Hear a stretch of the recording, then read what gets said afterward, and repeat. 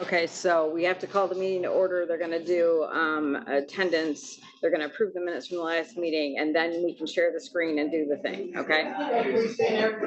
Thank you. Thank you.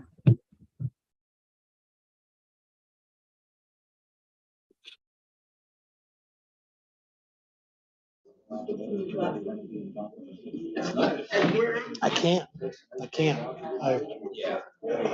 top that, what I have, those two pairs.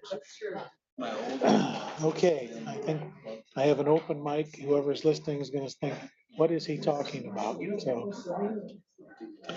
all right, folks, I think we're ready to go. Don't forget to turn off your gadgets. We're gonna begin with an invocation and then a pledge. And Shokwe's doing the invocation, Alex is doing the pledge. If you wish to join us, please rise. Let us all bow our heads. Dear Heavenly Father, as we approach the throne of grace, let us be reminded of your awesome power and bestow the glory upon you that is required. And dear Father, please allow us to equip the full armor of God today, the helmet to protect our mind from disease and deterioration and the temptation of sin, a breastplate to protect our hearts from corruption and pain. It is said it only takes the faith of a mustard seed to see your grace. I ask today to imbue just a tenth of a mustard seed of your wisdom onto everyone here today. These and all blessings we ask in your powerful name. Amen. Amen. Everyone join me in the Pledge of Allegiance.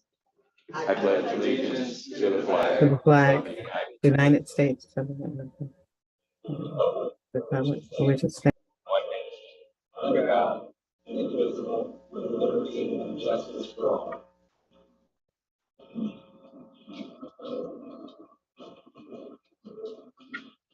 Madam Clerk, will you please call the roll? Bell, Here. Curran, Here. Freeling, Present. Harrison, Here. Hinkleman, Here. Majerick, Here. Ott, Here. Pitchford, Here. Ballraff, Here. Werfel, Yarborough, Present. Elliott. Here. Mr. Chair, you have 12 present. Thank you. The minutes from a week ago, haven't heard about any changes. Is there a motion to approve those minutes? Moved by Volrath, supported by Pitchford. Any discussion? Hearing none, all in favor signify by saying aye. Aye. Opposed, same sign. Minutes are approved. Madam Clerk, I understand we have one communication at least? Yes. You received a resolution from Eaton County Board of Commissioners honoring the Michigan Association of Counties on its 125th anniversary, received on April 6th. That's all. Thank you. You want to go right into the presentation? Yes, sir. So to the board, you're going to receive an update from the courts and their planning consultants. The strategic plan is something that the courts have been working on for a variety of months. To the board members, this will just be a reminder with Zoom attendees, you'll need your microphone on should you have questions for Judge Mayfield or for the planning consultants. I know that they've got a series of slides ready to go, so I would respectfully ask, let them get through their presentation and then they can field the questions. To Carrie, to Elvin, or is there anything that you wanted to add before? Dr. Brenda Wagon Connect Ivy is our consultant, and she will lead out on the presentation, then Carrie will follow, or myself will follow, then Carrie. Okay. Please proceed. Great, thank you. Can you all hear me okay? Yes, we Okay. can. All right, thank you for confirming. So thank you, commissioners, guests, and all those who are viewing via YouTube. I am Dr. Brenda Wagon Connect Ivy, and I'm part of the Rulo Praxis team that has been working with the county and court on this collaboration over the last year. I am joined today by my colleague, Rebecca Rose. Becky is with Rulo Strategies, and she is going to give an overview of the grant. I'll do an overview of the strategic planning process, and then I will pass the baton to Carrie and Elvin and the judges to continue with the presentation.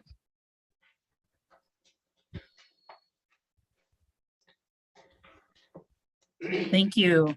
Thank you, Brenda. Hi, everyone. I'm Becky Rose, as Brenda mentioned, with Rulo Strategies. And we were the team working with your team over the last year plus, to work on the strategic plan. So we wanted to just give you a little bit of background, very brief, about what the project is. And then, as Brenda said, she'll talk about the process that we've been doing with the team. So Berrien County was selected in early 2022 to participate in this project, which it is called the Convening County Court and Justice Leaders project, which is a framework for cross-system collaboration.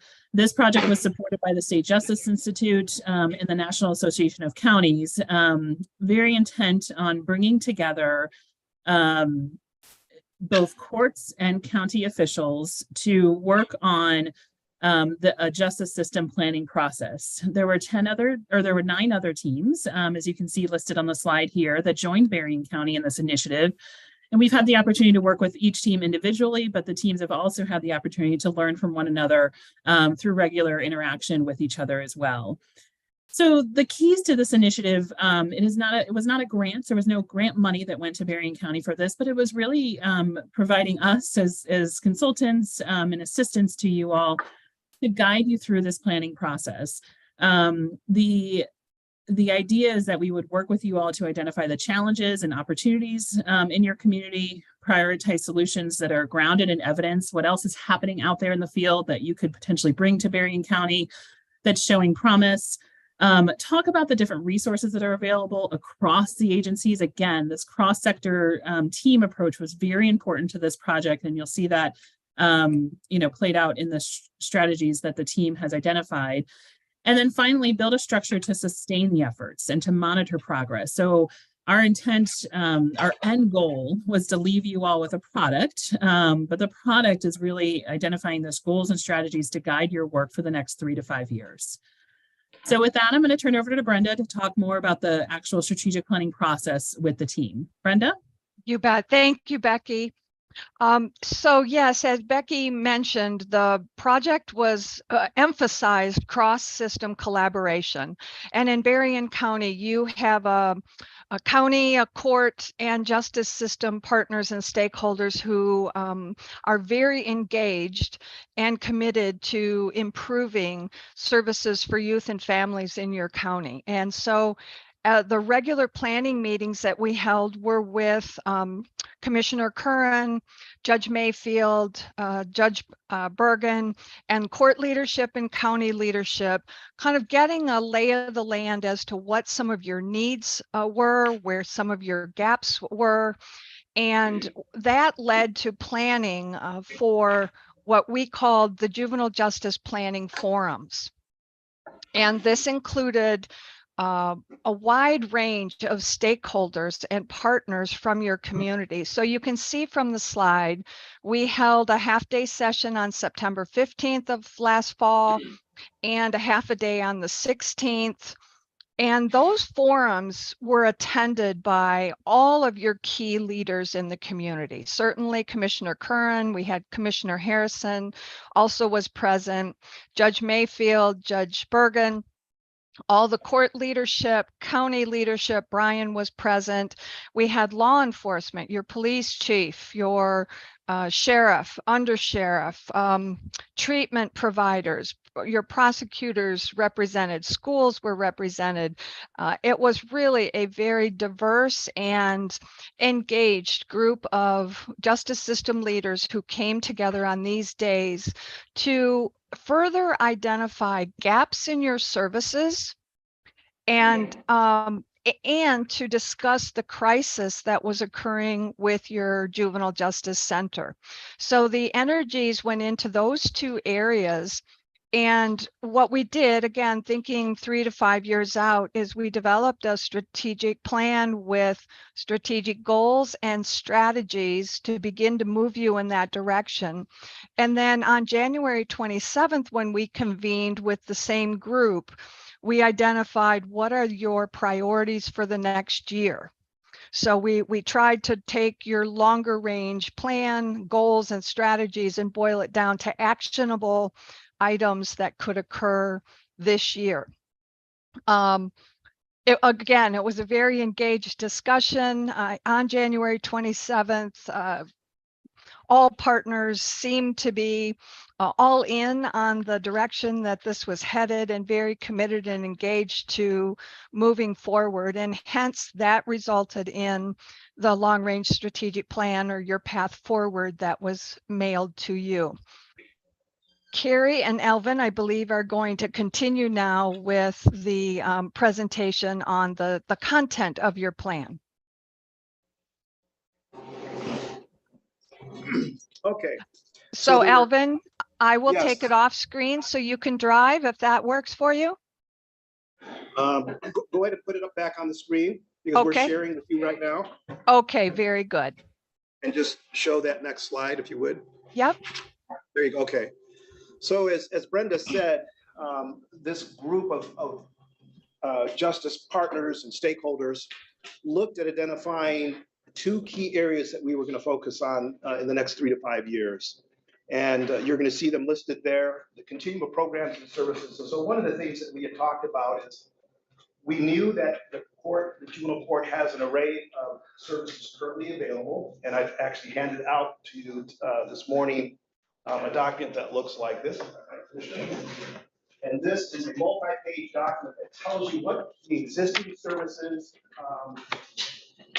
we have along our continuum to work with kids and families in Berrien County. Some of these services are designed front end, prevention, early intervention services. Some of these services are more targeted for kids that are involved in the court system, that are formally involved in the court system. And then we also have deeper end services.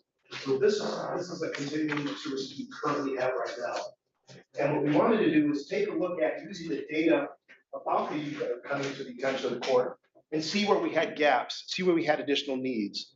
And there's been some significant shifts in youth delinquency in Berrien County over the last 5 to 8 years. And a couple of trends that were really concerning to us. You probably heard me speak before at the administration committee about the concerns regarding gun violence and youth involved in gun violence and in auto theft related offenses. And we're also seeing kids coming into the court system with complex mental health needs and substance abuse needs, more younger kids with complex needs. So one of our focus areas is, again, looking at our current continuum, identifying gaps and determining how to best fill those gaps for our county.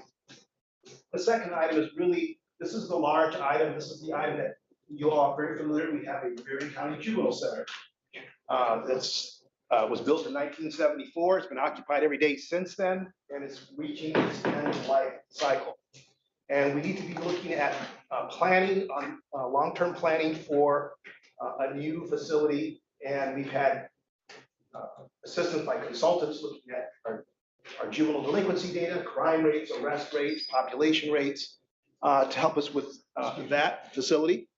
And so I'll get into a little bit more of what the specifics of that would involve. If you can move to the next slide, please.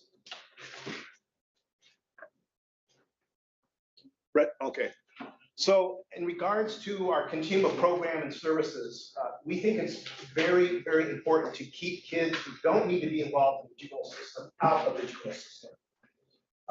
And there are ways to do that that have been determined to be what we call evidence-based. In other words, these are programs and strategies that have been researched, implemented in urban, rural, and suburban areas, and show positive outcome in terms of the kids not entering the juvenile justice system. So one of our goals is keep lower risk youth out of the system and connect them to resources in their community that can help them and their families be successful. We talked about earlier here about expanding our continuum. This is again looking at where are the gaps, where are the needs, and what are some of the population-driven new challenges that we face as a juvenile justice system all along our continuum, from the early intervention to the treatment, and some of our deeper end kids as well. There are a number of nationally recognized databases of what we call evidence-based programs and strategies that list those effective strategies and those effective programs that are demonstrated to be highly effective. There is a handout that I gave you, and it looks like this. And this is our report card for this last year of 2022. This gives you a quick snapshot of our current outcomes related to the programs and interventions with youth. We have some information there about recidivism rates,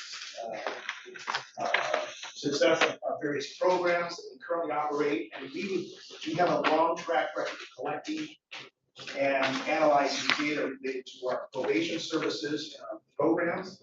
And we want to continue to build on that and expand that across our continuum. So we are actually looking to evaluate how effective is our system, our juvenile justice system, both on the front end and also for kids who are actively involved, and then for different kids. And are we seeing the reductions in recidivism that would contribute to community safety? So that's important thing. So one of the things I remind everyone is that the youth who come to my attention, to our department's attention, are there because they're charged with crimes. And the goal is to reduce their probability of reoffending. If we give them counseling and we give them educational support services and so on, but they still continue to reoffend at high rates, we have not been successful. We have to impact their ability to be less of a risk to the community and reoffend at substantial less rates. And there's ways to do that. So those are the three goals related to our service continuum. And then in the lower part of that slide, you're going to see some priority areas. We believe it's absolutely critical that we partner with our community stakeholders related to education. Schools are like the first line of defense for supporting kids to be successful in an academic environment and keeping them out of the justice system. And we need to have stronger partnerships with schools. We've seen where there's maybe needs for alternative schools for kids that have expelled, so they can continue to get education, but we need to have more discussion with our school partners across the county to address enhancing early identification, early intervention for kids that are at risk at school. You're familiar with the term the school to prison pipeline. I've done presentations on that before. And if the kids are not successful in school academically, behaviorally, attendance, they're higher risk to end up in the juvenile justice system. And we need to get them upstream. The behavioral health services component is the one that really speaks to the issues of mental health, substance abuse. Kids who have those challenges are at greater risk of entering the juvenile justice system. And there's a number of effective interventions that we can look at implementing in partnership with community health providers, mental health providers, particularly SUD, substance abuse providers, and then parental engagement and involvement. It's absolutely critical that the services that we provide not only work with the youth, but also work with and support the families, the parents, the caregivers of these kids.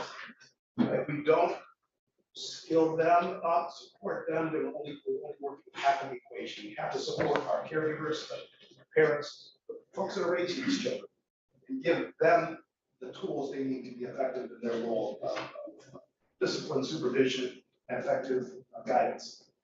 And then we talked about the last bullet here. This is really about all of the service providers in Marion County that serve the human service field are experiencing significant staffing shortages. If you talk to DHHS, they have last month they had 45 vacancies within DHHS in Marion County. If you look at Riverwood, which is a community mental health agency, they have a shortage of therapists. If you look at the juvenile justice system, we have a shortage of staff at the juvenile center. All those fields, those youth-serving fields, are experiencing shortages in staff. And we need to really look at creative recruitment and retention strategies. So everything from the front end of how we go out and find potential candidates for employment, and then how we bring them on board, and what do we do to retain them so that they have longevity here and have long-term commitment to the county to provide services. That's a key initiative that we need to look at. And that's more than just the court. It's obviously working with the board. It's working with our other community partners who are also experiencing these same challenges. We move to the next slide, please. You're all very familiar about the conversation that we've been having about the status of the Marion County Juvenile Center. One of our goals is to look at developing and designing a multi-purpose juvenile justice center that not only provides the existing needed services of secure detention and residential treatment for youth, but also could be a hub could be a location where other, I guess to give you a good comparison, outpatient services could be provided to kids and families, where parenting support programs could be offered, where parents who have a kid that they're concerned about could bring their kid for an assessment and get linked into services. And so we've been working with the DLR group, which is a design group out of Chicago, and then the Avamart group to go through a process of looking at what are the needs here in our county, and that would help us in the design of a future facility. Obviously, we don't want all of our services to be a facility-based. We have strategically located services throughout the county because we have population throughout the county. So there are needs in Harbor Country, there are needs in the Niles community, North County, and we need to be thinking about how do we provide those services through partnership with other organizations, and make those services more accessible to at-risk youth and families. There are some communities across the nation, what they've done is partnered with schools. They provide school services in schools.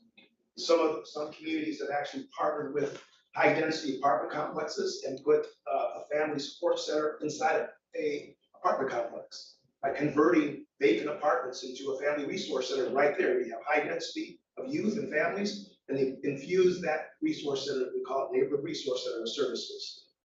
There's a number of different strategies, but that's one of our goals, is we need to look at how do we make these services accessible and available across Marion County.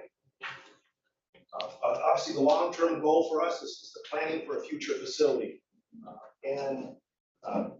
You have all, I think, heard presentations, we've seen documentation of a lot of the studies we've done, the information that's being gathered. We are anticipating by the end of this month or early May to get an updated report out from the DLR group and the Avamart group about the future design needs or the future design projected needs for our facility, the new juvenile justice facility. And we'll be back before the commission to give you an update on that. And then, as I said, the last one, we have immediate staffing needs right now within the juvenile justice system, particularly at the juvenile center. And how do we want to be focused on how we address those needs and be creative in our recruitment and retention processes. So I'm going to turn it over to Carrie. Great. Brenda, you can change the slide, please. All right, so our next steps, this is now will be publicly accessible now after we've presented. So we'll be having this strategic plan posted to our website for folks to take a look at, because part of this is community engagement, right? This was a large convening of just planning, but we know we need ongoing community engagement as well. So our strategic areas, our next steps currently are to convene an updated juvenile justice stakeholder team with ongoing representation from our critical community members and services. So we've identified some areas, some various different service providers, some networks in the community who have already partnered with us in the past, should be partnering with us in the future, asking for board attendance at that as well, continuing as this was a NACO and SJI collaboration. So we would be looking to send out some invitations for an early summer convening of a new group that we would anticipate meeting regularly, this being an ongoing group, not just a planning group, but folks who are committed to improving juvenile justice services in the community and making what the community needs.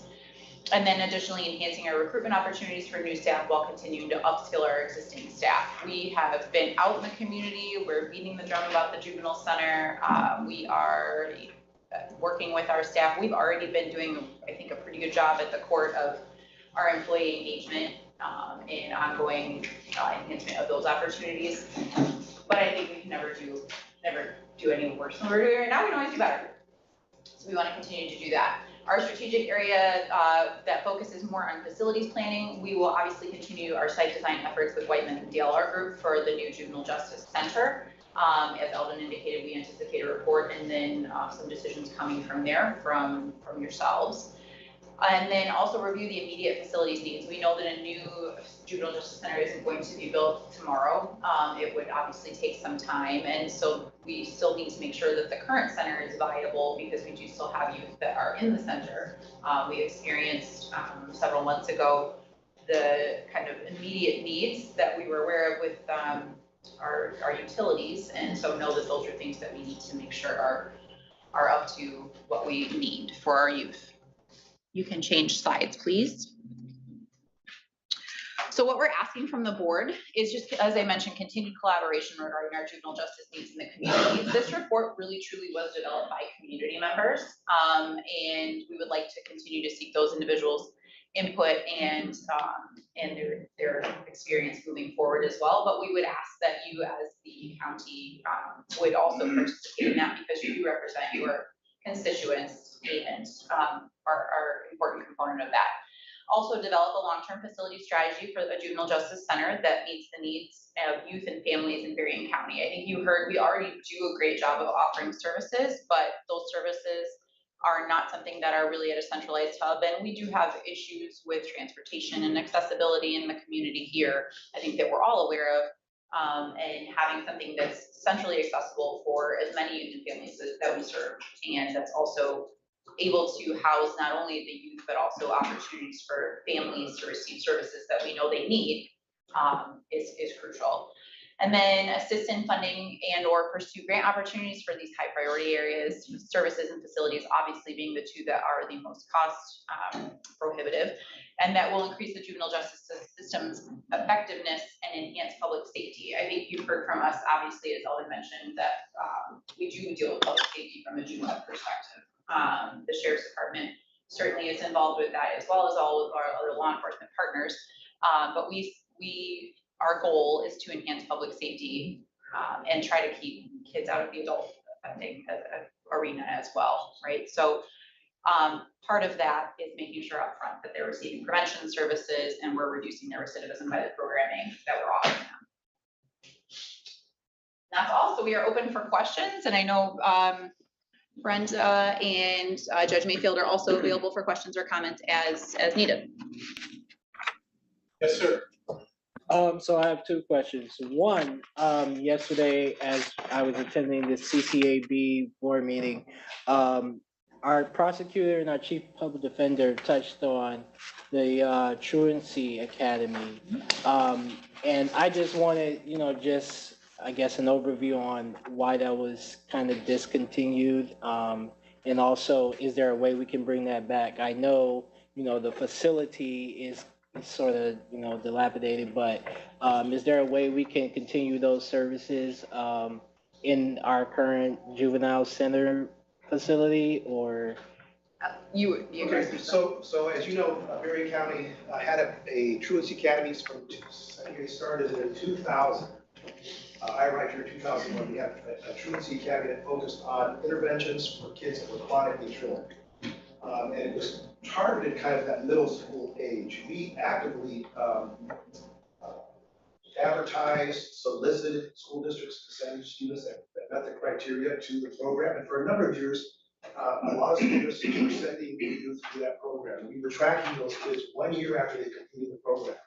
Over 85% of the kids who completed the Truancy Academy were still attending school 1 year after they completed our program.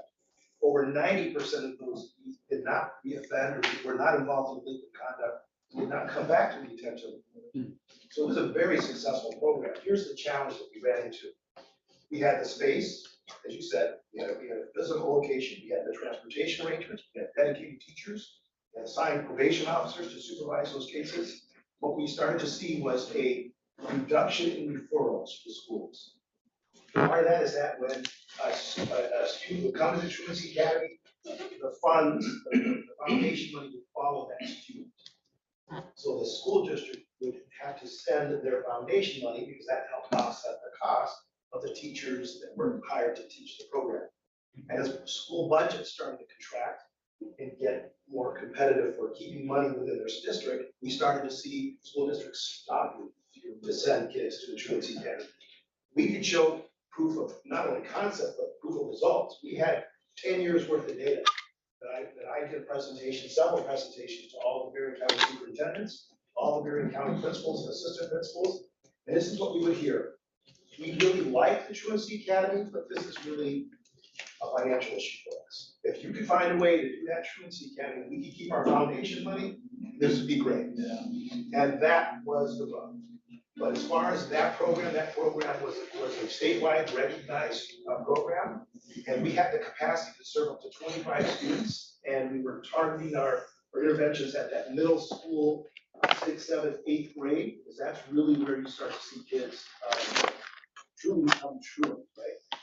You usually don't have second graders deciding to be truant. So we were not able to keep that program going because we were not getting the referrals necessary to keep it going. Very disappointed that that happened. And clearly, as we know, school success, especially beginning at early ages, is critical to helping kids stay out of the juvenile justice system. So whether that may be a conversation as we convene this group in the summer here and bring our educators back to the table, we may need to come up with creative ways to look at that again. Because I do know from our data collection and our outcomes that it was a very effective program. And we had testimonials from kids who said, I never thought I'd be able to graduate, and I graduated, and I went to the Truancy Academy. Really good feedback. And then the data actually supported that we were effective. But thank you for asking the question, because it was a near and dear program to all the chief judges I've served under in the family division, or presiding judges, because it was effective. And then just a second question, how in line or how much are you guys partnering with the state on their efforts to improving juvenile justice? Okay, so we are very aligned, and actually we were leading the state in all of the best practices in juvenile justice, because when I arrived here 22 years ago, we actually took that issue on and decided to adopt what was considered evidence-based practices, procedures, and we actually have led the state in that effort. We are very aligned. We are probably, many of the recommendations that were recommended in that juvenile justice task force, we're already doing. We have done all those. I came from a court as a court administrator before coming here, working for 14 years outside of Chicago. We were one of the nation's leaders in juvenile justice as far as evidence-based practice and effective programming. I brought that knowledge and skill and ability here. Got a great team of staff that I work with, great leaders, great probation officers, and we did tremendous a number of system improvements in the juvenile justice field in Berrien County, and received recognition. And still to this day, I get calls from other courts saying, we know you guys are doing good stuff down there. We'd like to talk with you. We'd like you to send a team up to talk to our staff, and we do that to this day. So we are tip of spear, I guess is the way I'd like to describe it. And many of the recommendations that are in that juvenile justice reform, we already have been implementing for years. So we're ahead. And we're not resting on our laurels. We always believe that, continuous quality improvement, keep pushing forward, keep looking for what the needs are, and being progressive. Yes, ma'am. Where do we stand on new hires and bringing back the residential programs and getting those restarted? Okay, great question. At the Berrien County Juvenile Center today, that facility operates, when we're fully staffed, operates 5 programs. As of today, we're only operating 2 programs because of our staffing shortage. The 2 programs we're operating is a 16-bed secure detention unit and our electronic monitoring program that does the tether for kids that are out in the community. It's based out of the juvenile center. My staff are based there. So we have not opened our residential program, which is an 18-bed residential program, and it's been closed now over 2 years. Here's the reality of our staffing situation. At the juvenile center, I'm allotted 22 youth specialists. Think of youth specialists as line workers, direct care staff. I only have 12. I've got 10 vacancies for youth specialists. I've given 4 assistant supervisor positions to work in our master control room. I have 1. I have 3 vacancies. We have a clinical director that you might have met before, Kendall Casey. She was our clinical treatment services manager. She left the organization. We've not been able to fill that position. So we have critical, what I would call infrastructure vacancies there. And we have been, as Carrie said, we've been beating every drum. I have my staff going to career fairs. We're doing social media. I'm reaching out to colleges and universities. In fact, the juvenile center director and I are going to go to Andrews University and do a presentation to about 100 college students about career opportunities there.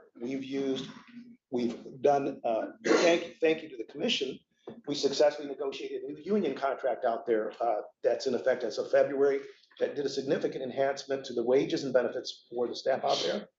Very much appreciated by me and the staff. But you know, that's one equation, right? That's one piece of it. There has been a dramatic shift in the workforce in these human service professions across the country. We are not the only facility who's struggling with staffing, but it's gonna take new and innovative solutions to get those positions filled. And that's our biggest challenge. Here's the other bottom line. Because we cannot operate an 18-bed residential treatment program at our facility due to staffing shortage, we are now sending those kids to out-of-state residential placement. We just looked at the data yesterday. We are spending $8,300 a day to cover the cost of sending those kids to out-of-state placement. If you do the math, that's over $3 million a year that we're going to be spending to send kids to Utah, to Arizona, to Indiana for placement, because we don't have our facility staff to be able to reopen residential. From my perspective, getting staff in, training them, good qualified staff, and reopening the residential program is a key target for us. But we are really challenged with the recruitment process. And that's our biggest challenge. And I'd rather have those kids that are Berrien County kids stay in Berrien County, get their services here, work with their parents. Pretty hard to work with a parent when your kid's in Utah. I can do Zoom, but it's not the real thing. It's not the work that you really want to do. And that is our big challenge. So we're paying millions of dollars to put kids in other states. And we have 18 beds that are empty that I'm needing staff for. That's our challenge. Other questions, comments? Okay, thank you. Judge Mayfield, did you have anything on your own behalf or on behalf of Judge Berger? No, just thank you again, totally in support of, and want to especially thank Brenda and Becky Rose for the assistance that they have provided. I'm very familiar with Brenda and the work, and so I was pleased. And as Carrie actually stimulated this conversation to move into the court and commission partnership. And as we've gone through the process and as I've listened today, I could say so much more, but there's not enough time for that truly. But it has to be a partnership, and for all of the reasons that again, Elvin stated, and there were good questions that were asked from and by commissioners. I saw engagement. I want to be engaged with the commission. Every Tuesday afternoon at 1:30, we conduct delinquency dockets. I have for 20 plus years now invited any who desire to come and see. To get a report is one thing. To come and see is something a little different.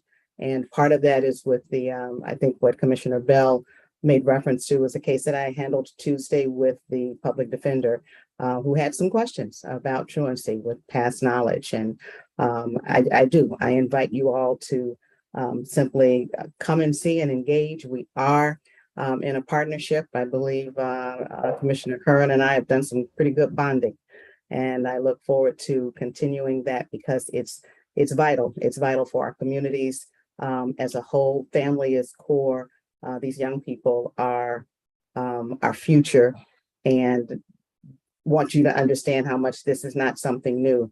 Things you heard, and Elvin went back to 2000. We have been leaders. We have been engaged. This is just improvement. Families have changed. Crime has changed. Needs have changed. And so we want to stay ahead of and in front of and meeting those changes. Brenda's slide said challenges and opportunities. And I told Brenda before we started, I view every challenge as an opportunity. So I hope we can engage together like that. Thank you. Thank you. All right. Thanks, everyone. If there are no other questions, we'll move on to public comments regarding resolutions. Just resolutions at this point. There aren't any added resolutions. I'm not aware of any request to amend the agenda to bring anything more. So it's just what's there on the front side of the agenda. If you have any comment about that, now's your time. Yes, sir.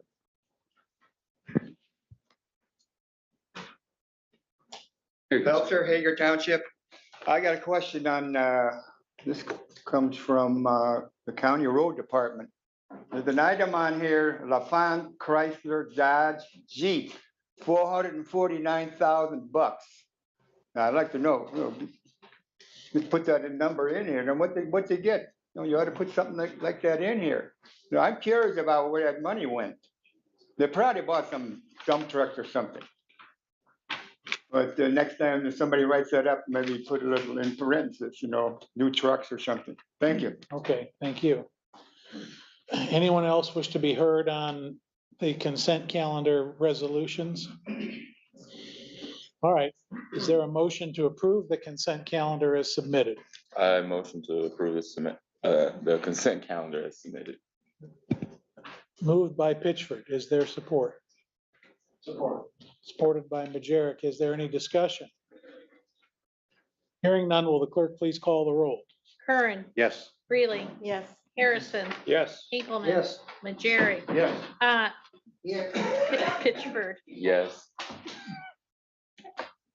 You do it on Hot, purpose. You can say is that yes what now. you like? Okay. Ballrap, Yeah. Werfel, Yes. Yarborough, Yes. Bell, Yes. Elliott. Yes. Mr. Chair, you have 12 yeas. Okay, consent calendar's done. We'll go to the flip side. Committee reports. We'll begin with admin. Jim. Thank you, Mac. First in to see us this morning was Mark Heiliger from the Road Department, and Commissioner Wolfel would like to report out on that. Thank you. Mark gave us a update, further update on Point of Woods as he did the whole board this morning, but he gave us a little bit more information and some more pictures on what's going on out there. Also in operations, the asphalt plants are starting to open. So it's, we've all seen the orange barrels are starting to go up everywhere. All of that's happening. They're doing some patching. They're working on some shaping of the shoulders, doing all those kinds of projects, ditches, vegetation trimming, all of those things you'll see the road department out working on right now. They also had an issue in Orinoco Township with some drainage issue. It was an orphan drain. So it wasn't officially on the drain roll. So the road department had to go out and get that taken care of and fixed from that rain event. And hopefully later this summer that will get put on the drain rolls as well and taken care of. I think that's everything. Great, thank you, Julie. On our agenda, it says that Beth Ferry and Sheriff Bailey were in because they did their thing during the committee of the whole. They were not in to see us, although I understand that there will be a authorizing resolution coming through admin to the whole board. Next in to see us was Carrie Smetanka-Haney, talked to us about an eviction diversion grant application. And it will be Resolution 4189. This is for the trial court to apply for a grant.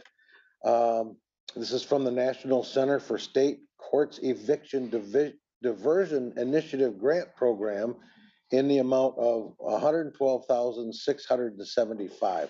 So that is to apply for that grant. So she was in and answered any questions that we had. And so we moved that resolution forward. Brian was in to see us along with Caitlin. He brought us up to date on Daniel B. construction. He's going to have Daniel B. sit down with the administration committee and start looking at the capital improvement list, start to prioritize that list and price it out, because some of those projects were estimated a year or so ago, and obviously those costs have gone up. So we're going to take a deep dive into that list and start prioritizing, and also looking at the life safety issues will be high on the list as far as prioritization. So after we have looked at the list, prioritized it, then we will bring that, or Brian will bring that to the entire board, probably through the committee of the whole, and introduce what admin has done. But Brian, you want to comment further? Yeah, so put simply, the board adopted a list of $15.8 million of planned improvements. And by no fault of anybody in this room, that 15.8 is likely up to about triple the price, and that's just in a 2-year period. So the plan is, so Daniel is our outside consulting architect. He's working directly with Robert Ray, Buildings and Grounds and staff. He has gone through all of the list. He's gone through all of the buildings. Next week, he'll have an extended discussion with the admin committee. If there's general concurrence from admin that the revised list makes sense, we will then bring it to the full board. We'll have a committee of the whole discussion where we just walk you through what at the staff level is being recommended for building improvements. And then hopefully general concurrence from the admin that approach makes sense. The idea here is life safety issues. So if it's faulty wiring, if it's electrical panels, if it's needed immediate repairs for roofing, et cetera, that's going to be our focus. And the reason that I want to really beat this up through the admin committee and then to the full board is when you're cutting, there's going to be some unpopular things, everything from chairs to paint to building improvements. Those are all things that are going to get a real hard look. So that's the thought process. We'll get it in front of admin next week. We'll then work to get Daniel in front of you all sometime in early May. And he does have some good ideas on how we can get more aggressive on pushing our bid packages out, essentially trying to create a year or more worth of work to make it more attractive to local bidders. So hopefully that will help take the sting out of some of these projects, but it's a really difficult bidding environment. We just saw this with the jail, and we're trying hard to get creative on how to maximize these investments. Thanks, Brian. Appreciate that. And so in other words, if any of the commissioners want to move chairs high up on the priority list, you may want to talk to one of the admin committee members. So it gets put to the top of the list. Otherwise, Brian also brought us up to date on the road department policy. We've been working on that. We kind of got away from it for a while for various reasons, but we're going to get back to doing the road department policy. The reason that he had Caitlin Samsel with him this morning is to bring us up to date on the radio tower. You know, we looked at the AEP building, couldn't put it there. We're looking at Buchanan Township property right behind the AEP building. We may not be able to put it there, so we've got to come up with another plan, like a plan B. Hey, So can I jump? Sure. Just to be clear, we don't know if the Buchanan Township site will be successful or not. I just want to make clear that all we talked about today is if, for whatever reason, we find that the soils analysis is unacceptable at Buchanan Township. I apologize for interrupting you, sir. No, that's okay.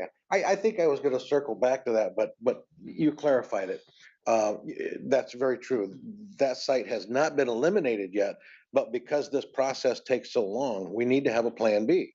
So that if Motorola determines that we cannot use that Buchanan Township site, we've got to have another site. So Brian reached out to Lake Michigan College down at Bertrand Crossing. They have property that they are willing to partner with us on to place the tower and to place a building if need be. Because if we don't go with the AEP building, we still got to have a building. And ideally, the building should be adjacent to the tower. So if the Buchanan Township site works out where we can put the tower there, then more likely than not, we will recommend building the building there. If that doesn't work out, then plan B is to go to LMC. We would do the same thing. We would have Motorola come down and do their site survey to make sure that the soil will handle the tower and go through the process. Again, the clock is ticking. I mean, the tower is bought, it's sitting in boxes out at the Empire Building. By the time we put it up, it'll be obsolete. So, you know, that's why we got to keep moving on this process, because every time we do something, it takes 6 months to get it completed. So I applaud Brian and Caitlin for saying, hey, just in case the Buchanan Township site doesn't work, we better have a plan B. So that is plan B at this point. Hopefully, we do not have to put it in place, but it's there if we need it. Fair enough, Brian? Completely appreciated. Thank you for the Okay. clarification. The difficult process here is that from start to finish, it's about a 6-month process. And I don't want to make any assumptions that our Buchanan site's not going to work, but knowing that it's such an extended time period, we got the conversation started with admin today, and we'll keep that conversation going. Okay, thank you, Brian. We're gonna have some resolutions for Got a you. question. Oh, here. I'm sorry. You said the building should go by the tower. Correct. With communications, is that necessary? I mean, seriously, the tower is important, all important, I get that. But if it's communication, why would the building have to go by the tower? You want to address that? Yeah, so Okay. ideally that you'd have direct contact between your tower and the building. Our Empire location right now is immediately adjacent to the tower. The logic there is that in the event of some type of communications failure, you don't want your dispatch center not being directly connected. You can make microwave communication work, you can make fiber optic work. If you are reliant on fiber optic, there is a chance that it can fail. And dispatchers were impacted by that in Southwest Michigan in, I think, the past 6 to 9 months, where there was a fiber optic failure. So can you make it work? Absolutely. Is it ideal? No. When you have fiber optics running along public right of way, and the longer the distance traveled, the greater the potential that there could be service interruptions. So it's not ideal, but it absolutely can work. But the only reason I asked, you Yep. said time sensitive. Thank you. Sorry, for that. You said it's time sensitive, and so I can see getting the tower up, getting it constructed, Yep. getting it ready, and then using whether it's fiber optic, microwave to get back to it. Yes. That it can be done, and so if it's time sensitive, is it, you prioritize tower building, what do you prioritize? So that's the only reason I bring it up, that's all. So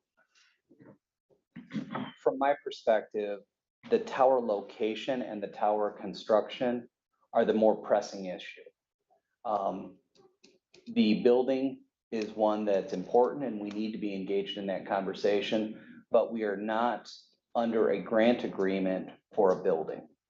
We are under a grant agreement for the construction of a tower. And moreover, we're under a need to get that tower up as soon as possible because we know we have concrete evidence that we have a lack of radio coverage in the southern parts of the county. Getting the tower up is the absolute critical thing that needs to occur. Now, having a spirited debate about buildings, that's important and that will occur. But from your staff's perspective, the tower is the issue that we got to get done ASAP. Which is where I was going. Yeah. Yeah, and that's a good answer, Brian. I mean, that's basically what Motorola is telling us is that having it hardwired like we have over at Empire is ideal and it's reliable. Where if you've got wireless connections, and we could do that in the interim between putting the tower up and putting the building up, it's not ideal and it's not as reliable as a hardwired tower. So it can be done, but ideally we prefer to have the tower and the building adjacent to each other.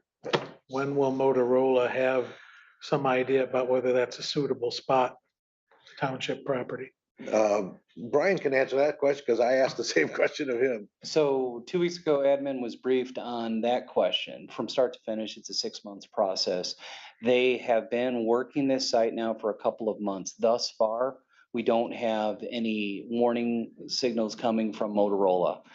The question that I've asked from Motorola is, should we engage a second change order to have what would then be a third site analysis underway? Can we essentially dial up and dial down their work? Essentially, can we have it set up as a time and material agreement that in the event our Buchanan site is found to be unworkable, that we can have under the contract that they would halt and not continue the work under that change order and immediately pivot to the Niles site. So we're still working through that contract language. I believe that Motorola is willing to agree to that, the start-stop provisions, so that you don't have two blanket change orders that are going to run to that $69,000 no matter what. Okay. Good. Okay, thank you. We have three resolutions coming to you next time we get together. 4177 is a grant application. The Community Corrections Advisory Board is applying for a grant in the amount of $213,463. And that would be for 1 year. Resolutions 4186 and 4187 authorizes speed studies to be done in New Buffalo Township. 8086 is Community Hall Road from Red Arrow Highway to Union Pier Road. And 187 is Union Pier Road from South Lock Road to Lakeside Road. So they want to have speed studies done on those roads. So that's what those resolutions are for. And that is our report. Questions for admin? Madam Chair of Finance. Thank you very much. Turn on the microphone. Our administrator, Gissette, and our chairman, Elliot, came in and talked with us about different things. Then Drain Commissioner Christopher Quatrain came in. We asked him to, and he asked for a little space. He wanted to update us on the Ox Creek project up to date. Many communities are involved and associations and all, and it's been something that's been needing to be done, and they're working together. There are, they did that rain garden at Myers, and they're looking at possibly doing something at Home Depot, something at Lowe's. There are all kinds of water, coming in from different places. And that was a success, and the other companies are very much interested in it. They mean to do those kinds of things. And then in committee business, we had a waiver request from the road department on 2 properties to do an environmental study. And what one had been done already, but it's outdated. And Whiteman, the company that was doing it, has no longer has that department. And so we want to put it with the company that's working on a number of things. Then we had bid approvals. They were opened yesterday, and we put the regular motion on road department bids. And the lowest bid will be chosen if they meet all the requirements and specifications that are needed. The lowest bid was $26,737. And what we kind of noticed on this, it was for bridge inspections. All of these companies are from a ways away: Lansing, Michigan, Saginaw, Michigan, and Grand Rapids are the companies that bidded on that. Resolutions. We have 2 resolutions we're going to bring to you next week. One is from the Berrien County Land Bank Authority, and there was some dollars allotted to land banks to apply for, and Berrien County applied for $144,720 towards environmental remediation on land bank-owned property, and was granted. And so our request that we're asking for you next week is to accept the money. Vote to accept it, please. It's ending in number 184. And then we have another resolution. It's for the County Purchase Development Rights Ordinance. Let me see, Berrien County Board of Commissioners. Now, let me get to where it is. On Michigan Agricultural Preservation Fund Board approved an agricultural conservation easement for $120,000, and that grant is here. And that was for for farms, it can be used for. So we ask you to accept that next week also. We approved our minutes. We had no visitors. And the resolutions that we concurred on was for, I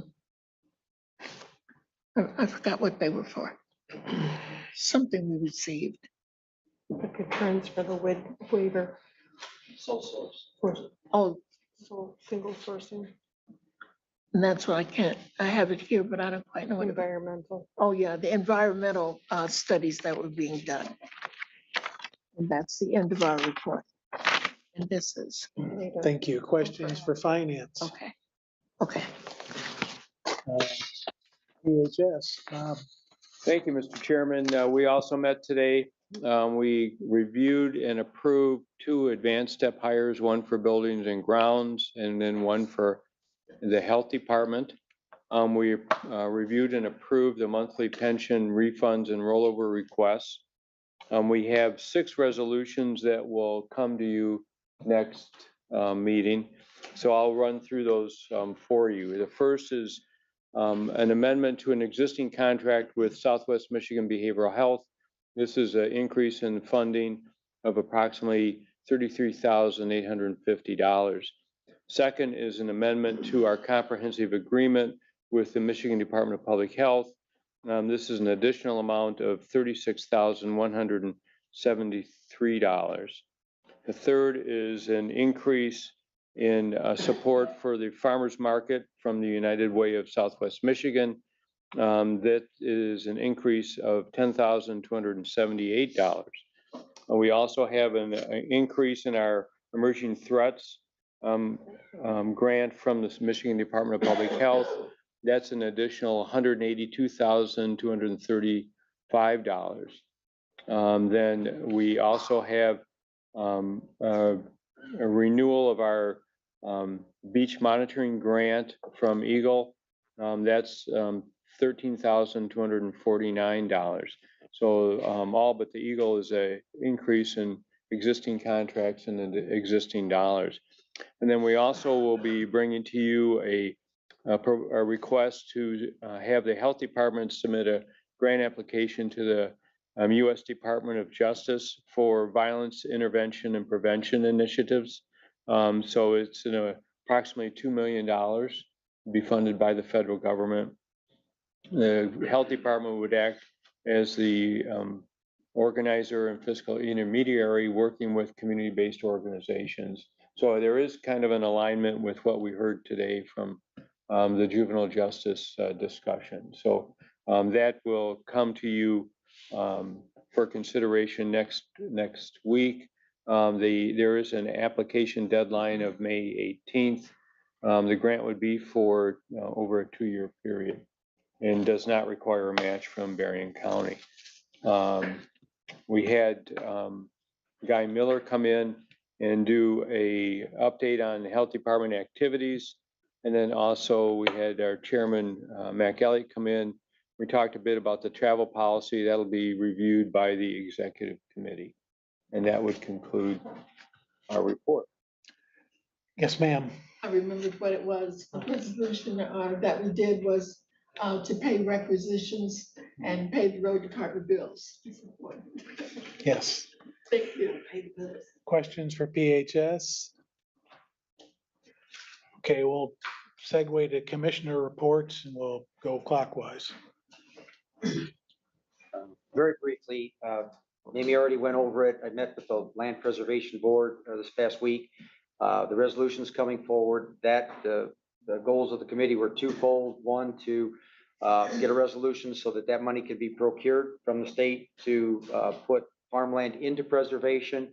The piece that was accepted was Ed Kretschmann owns a piece of property and it's going to be forever dedicated to farmland now with the formalization of that. And so that was what that was for and will be for next week when you approve it. And then also to talk about applications for the next cycle of them and how we go about doing that and notifying municipalities. So that's all. No report.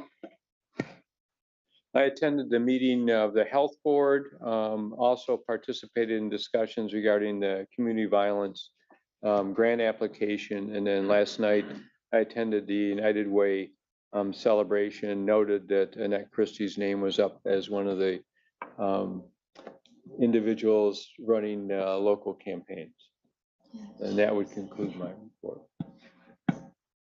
I attended the Sodus and Hager Township board meeting this week. Sodus Township is considering adopting the International Property Maintenance Code.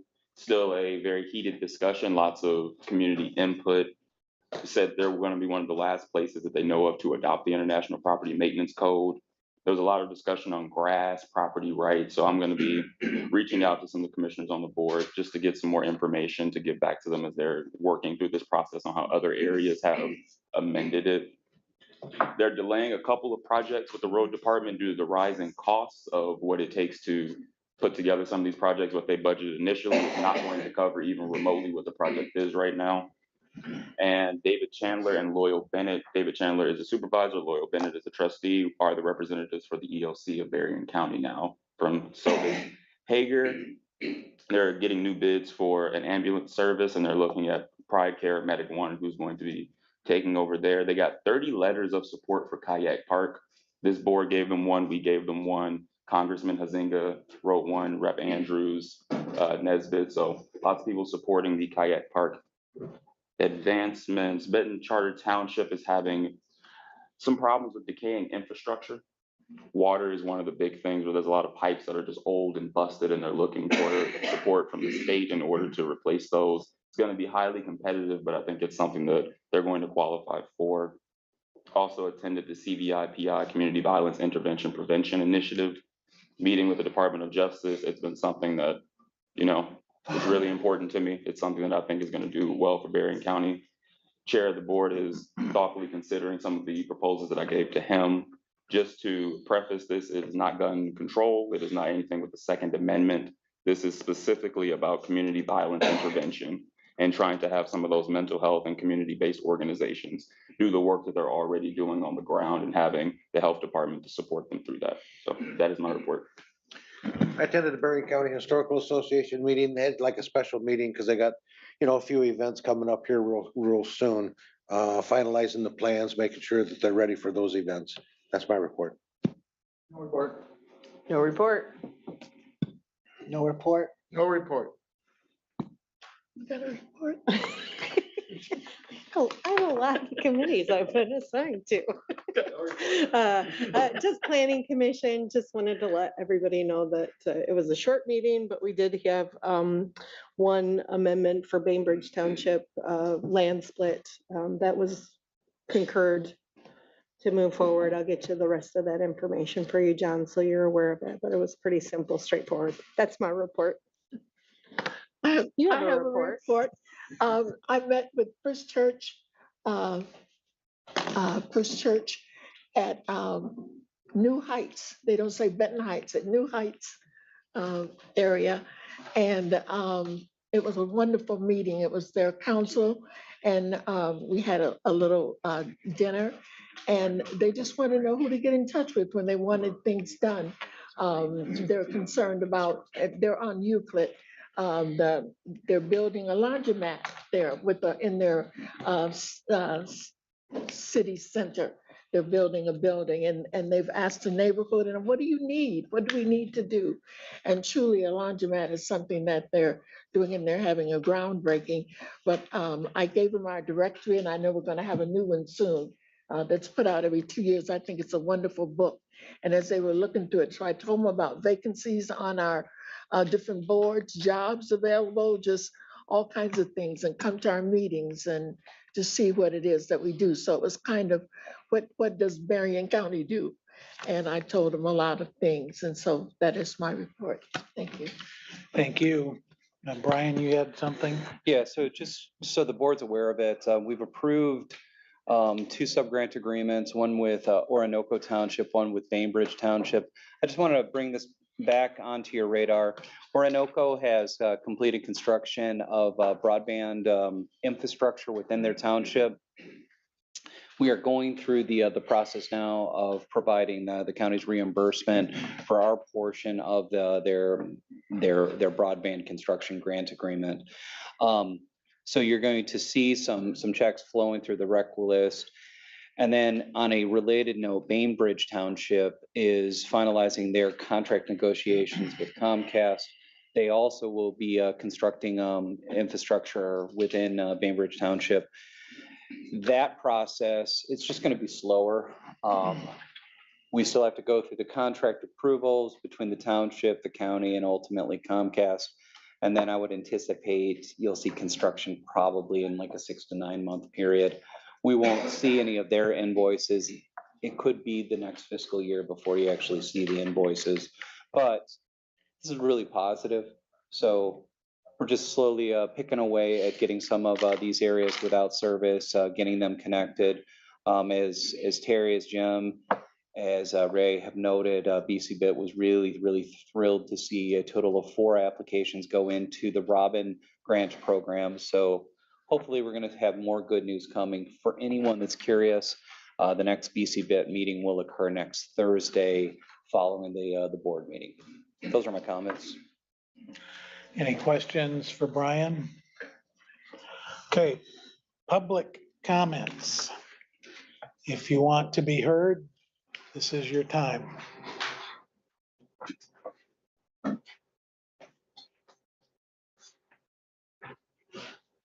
Pelzer, Hager Township.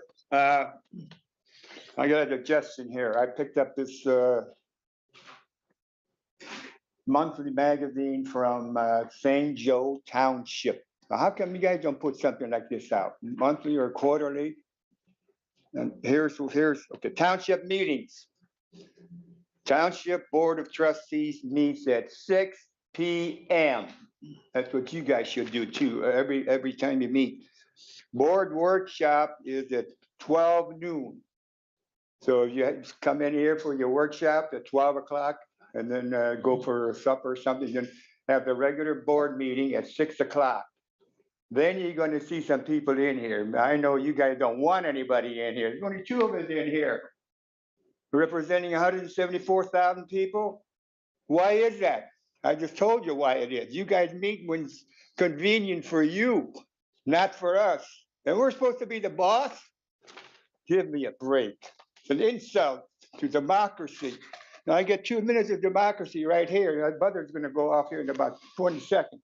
I'm gonna have to shut my mouth, right?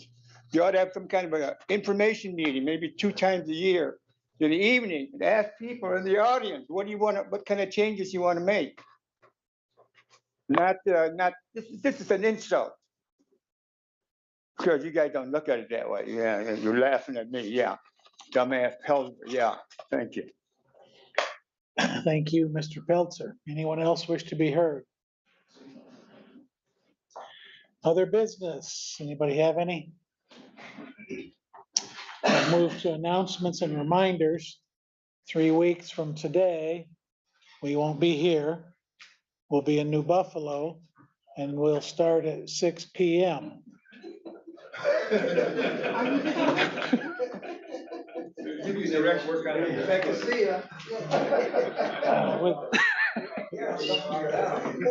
If there's nothing else, we're adjourned to Thursday next. Thank you.